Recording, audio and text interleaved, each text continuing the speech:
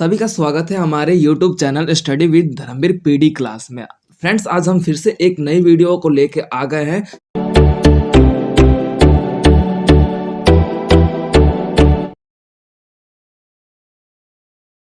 Student, तो आज की क्लास में हम जो सेकंड ईयर का कोड है आपका हिंदी गद्य साहित्य BHDC 134 है, इसके मोस्ट इंपॉर्टेंट क्वेश्चंस की बात करेंगे। जो 15 मैंने क्वेश्चन सेलेक्ट किया आपके एग्जाम बेसिस, जो आपके पर्टिकुलर देखे जाएंगे कि एग्जाम के लिए बहुत ही ज़्यादा मोस्ट इंपॉर्टेंट क्वेश्चन है, उसी पे हम आज डिस्कशन करेंगे। ओके स्टूडेंट, तो आते हैं अपने वीडियो को स्टार्ट करते हैं। तो पहली बात तो ये है कि बात कर लेते हैं हमने फर्स्ट क्वेश्चन की। तो आपका फर्स्ट क्वेश्चन है, हिंदी गद्य का विकास तथा इसके पृष्ठभूमि की व्याख्या कीजिए। यानी कि हिंदी गद्य का विकास किस रूप में हुआ, उसके विकास का क्या कारण थे, क्या मोटिव थे, उसके बारे में हम उसके पृष्ठभूमि के बारे में चर्चा करेंगे। जिसके माध्यम से हम ये देखेंगे कि हिंदी गद्य का विकास किस तरीके से हुआ, जिसमें आपके बोल सकते हैं कि पद को छोड़ के गद्य का अपनाया जाने लगा, गद्य की व्यवस्थाओं को, गद्य की भाषा को अपनाया जाने लगा। पृष्ठभूमि की बात कर लेते हैं तो इसमें आपका ब्रज भाषा को छोड़ के आपके खड़ी बोली को अपनाया जाने लगा, जो कि आपके आपके हिंदी साहित्य में एक नया परिवर्तन आने का, जो उपन्यास हो गया, नाटक हो गया, कहानी हो गया, इन सभी का वर्णन अब गद्य के रूप में किया जाने लगा। तो ये था आपका फर्स्ट क्वेश्चन। अब बात कर लेते हैं सेकंड क्वेश्चन की। नमक का दरोगा कहानी का शीर्षक का उद्देश्य अपने शब्दों में बताइए। तो ये एक कहानी जो कि आपके प्रेमचंद के द्वारा रचित है, जो कि आपके वंशीधर जो आपके एक दरोगा के रूप में देखे गए हैं इस कहानी में, जिसको एक बोल सकते हो कि एक ऐसे दरोगा जो अपने सेवा, अपने मतलब कार्य के लिए बहुत ही तत्पर तथा निश्चल रूप से, बिना किसी पैसे का, बिना किसी मतलब 2 नंबर पैसे कमाए हुए अपने कार्य को मतलब अपने कार्य को निस्वार्थ रूप में और निश्चल रूप में या ईमानदारी के रूप में करने का व्यवस्था देखा जाता है। तो इसमें हमें इसी क्वेश्चन पे जिक्र करेंगे। अब बात कर लेते हैं क्वेश्चन नंबर आपका थर्ड है स्टूडेंट। तो आप में ये देखने को मिलेगा कि हिंदी निबंध साहित्य के विकास के आचार्य रामचंद्र शुक्ल का महत्व बताइए।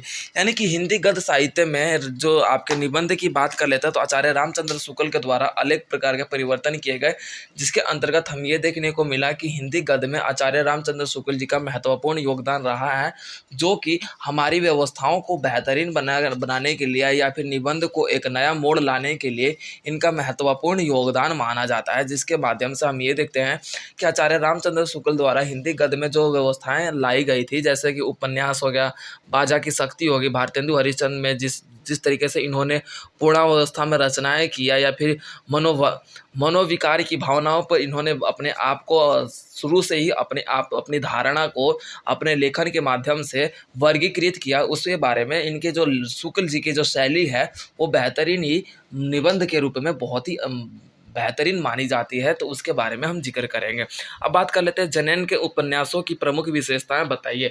यानी कि जो जैनेन्द्र थे, जिसके अंतर्गत बात कर लेते हैं तो इनके जैनेन्द्र के जो उपन्यास थे बहुत ही मार्मिक तथा बोल सकते हो कि सुव्यवस्थित तरीके से इन्होंने अपनी रचनाओं में, आपका देखा जाता है कि जैनेन्द्र जो रचना के 1929 में लेके स्वतंत्रता संग्राम की व्यवस्था को अपनाते हुए, जैसे इनकी प्रमुख रचनाएं जैसे सुनीता होगी, त्यागपत्र हो गया, कल्याणकारी हो गए, ये जो उपन्यास है इन्होंने अलग अलग परिवर्तनशील व्यवस्थाओं को ध्यान में रखते हुए गांधी जी के दर्शकों या फिर गांधी जी के विचारों के रूप में इन्होंने अपनी भावनाओं को आगे बढ़ाते हुए अपने रचनाओं में महत्वपूर्ण योगदान दिया। जिसके तहत जैनेन्द्र जी के उपन्यास बहुत ही मार्मिक तथा आलोचनात्मक व्यवस्थाओं में इन्होंने अपने उपन्यासों का वर्णन करते हुए मार्मिकता को दर्शाने का प्रयास किया।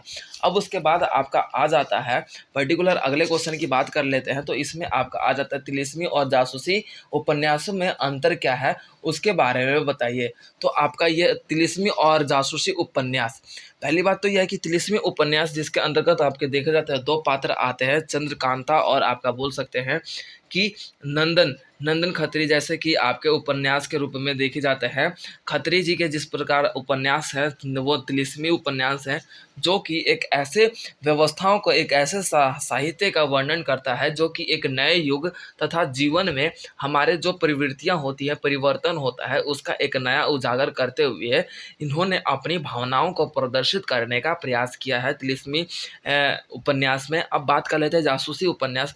जासूसी उपन्यास में आपका गोपाल राम गहनी के आसपास गहमरी के आपने देखा जाता है कि जासूसी उपन्यास जो आपका देखा जाता है 1900 तहत आपके मानसिक मासिक पत्र के रूप में यह प्रकाशित होता है। जासूसी उपन्यास का जीवन जो यथार्थ देखने को मिलता है कि अलग अलग परिस्थितियों में चोर चराकी जो किशोर व्यवस्था में हमारे जो परिवर्तन आते हैं, लड़ाई लड़ुई जिस तरीके से आप देखे जाते हैं कि हमारा जो जीवन है उसमें हम समय अनुसार हमारे जो जोशीले व्यवस्था होती है, तो उस संदर्भ पर हमारे हत्या करना या फिर बोल सकते हो कि क्रोध आना, इस तरीके के जितने भी है, तो ये जासूसी उपन्यास में कुछ वर्णन इस तरीके से किया गया है।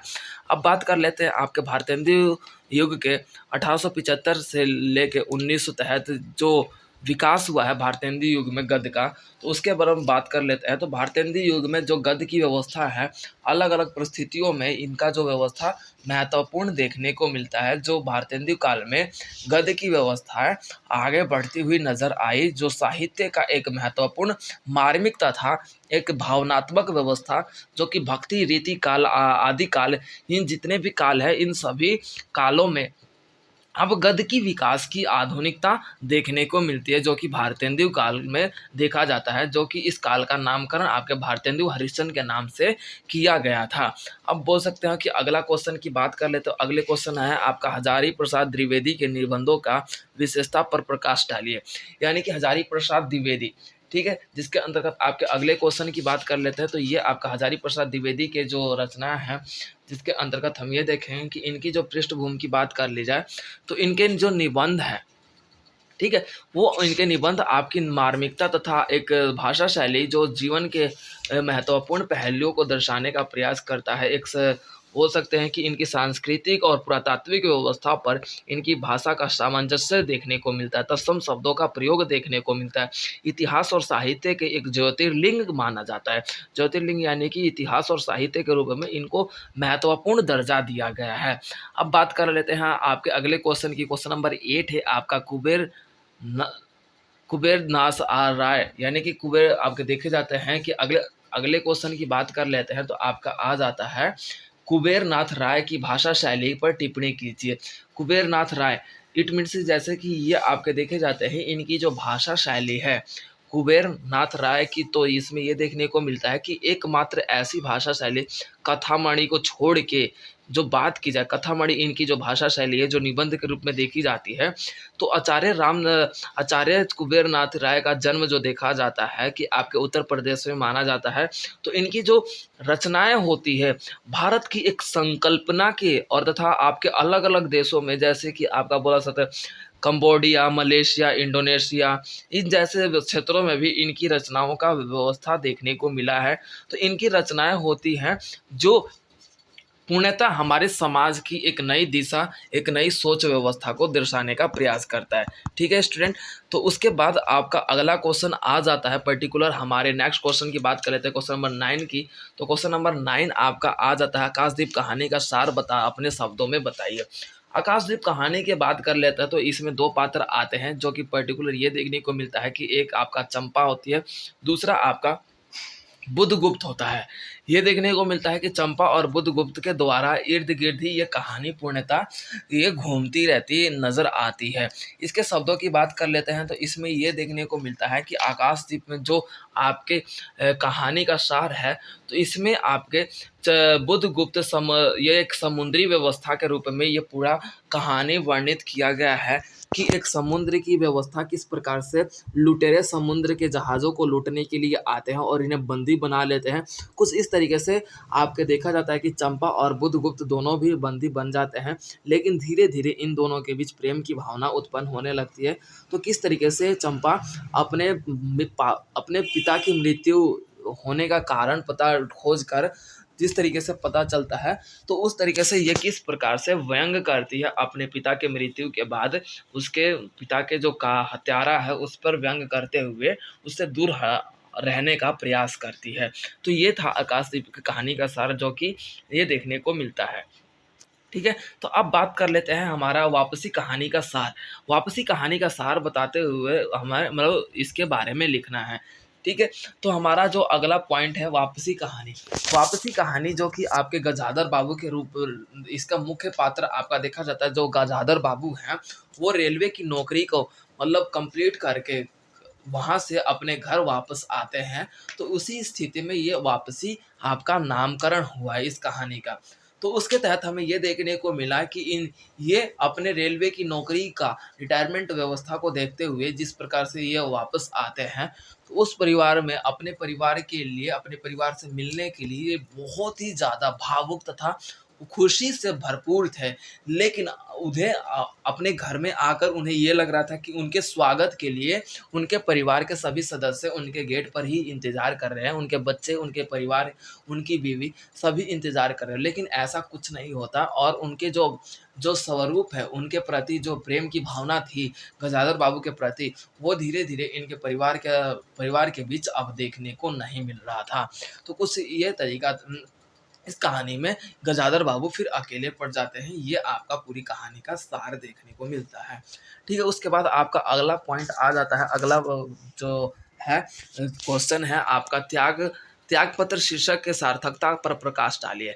त्यागपत्र, त्यागपत्र में ये देखने को मिलता है बहुत ही मोस्ट इम्पोर्टेंट आपके ये दोनों जो हैं, मैंने जो ऊपर आपको बता दिया क्वेश्चन नंबर 10 है, बहुत ही मोस्ट इम्पोर्टेंट क्वेश्चन है। और ये त्यागपत्र की सार्थकता की बात कर लेते हैं, तो इसमें आपका देखने को मिलता है कि यहाँ पे प्रमोद नाम का और प्रमोद की बुआ होती हैं, जो कि त्यागपत्र की बात की जाए तो यहाँ पे प्रमोद होता है अपने नौकरी से त्याग दे देने के कारण इसी के नाम को त्यागपत्र कहा जाता है, जिसके अंतर्गत प्रमोद की बुआ जो होती है अलग अलग कठिनाइयों, अलग अलग परिस्थितियों में उसको दुखों का सामना करना पड़ता है। तो प्रमोद अपनी बुआ का इस दुख को देखते हुए कि मैं अपनी बुआ के लिए कुछ नहीं कर पाता, तो उस स्थिति में आपका देखा जाता है कि प्रमोद बहुत ही निराश हो जाता है और अपनी नौकरी से त्याग देने का संकल्प लेता है। और इसी स्थिति में आपका देखा जाता है कि इस कहानी का नाम ही त्यागपत्र है।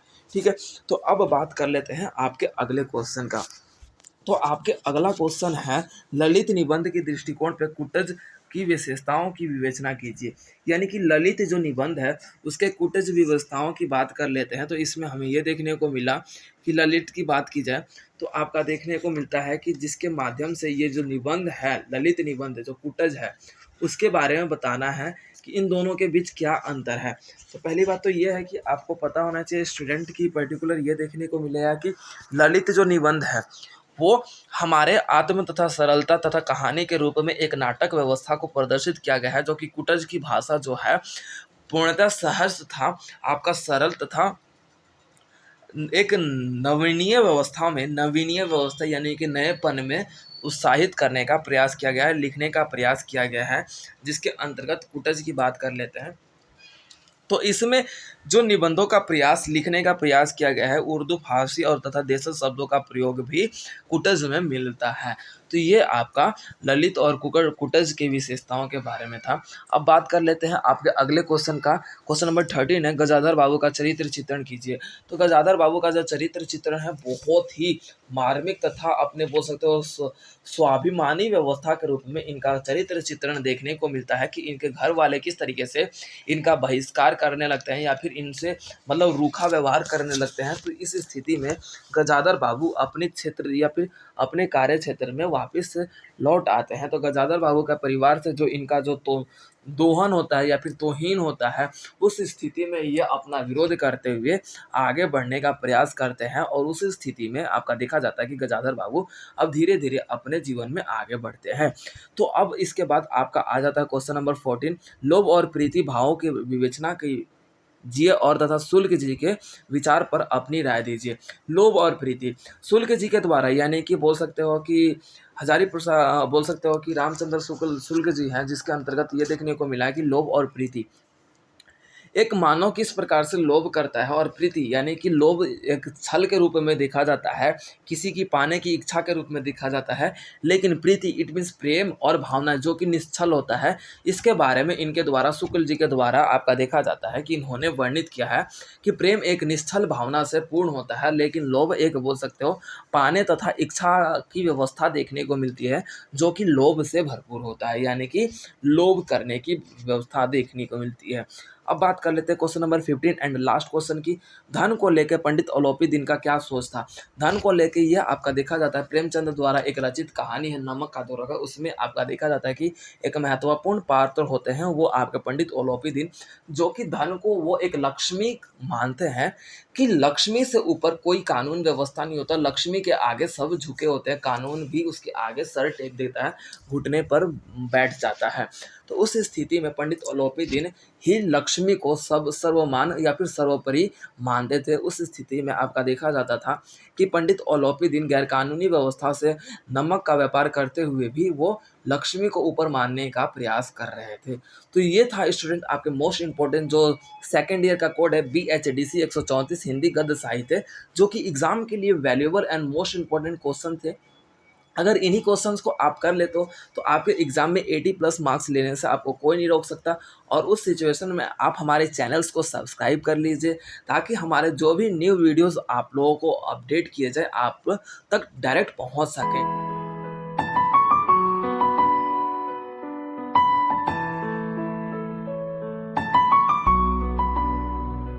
तो वीडियो को like, comment, share and subscribe करना ना भूलें।